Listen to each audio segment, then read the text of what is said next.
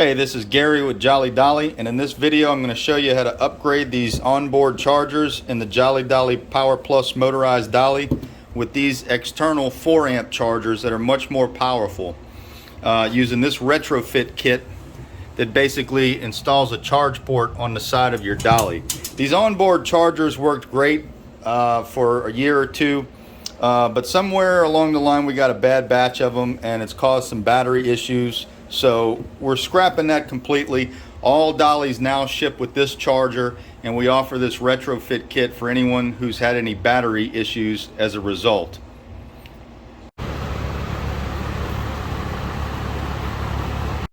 Tools you're going to need: if you have an impact gun, that'll help remove the tire. If not, you can use a ratchet and socket or even a tire iron.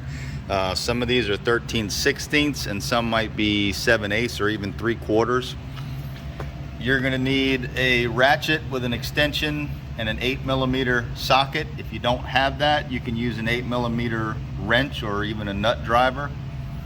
You need some kind of little snips to cut zip ties, and to get the back cover off, it's best if you have a drill driver with a 5/16 nut driver on the end of it. If you don't have that, you can use a manual nut driver or any kind of tool that will take these little screws out.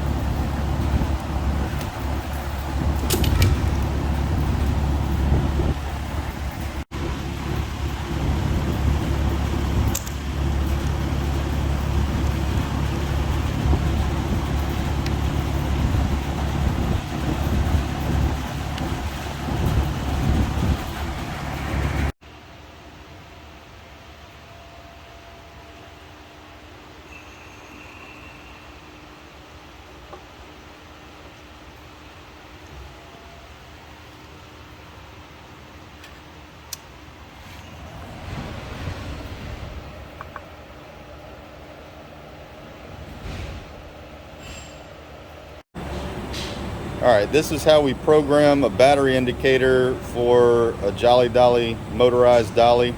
You would need to do this if you're replacing this or if you're upgrading to the new 4 amp external charger. So you hold down this button until a number pops up, then you continue pressing this button until you get to number 3, then press this button. Now we're going to change these values by using the top button to change the number and the bottom button to go to the next number. And we're going to change the first number to 31.5, which is the dead battery voltage. And then the second number, we're going to change that to 38.5. Oops. If you mess up, just keep pressing the button until you get around. 38.5 is the fully charged voltage for these batteries. And when we're done, we're going to hold down this button until it goes back to the number 3. Then we're going to turn it off and back on again. And now it's going to come up, and the voltage is the same, but the percentage is going to display more accurately. And that's it.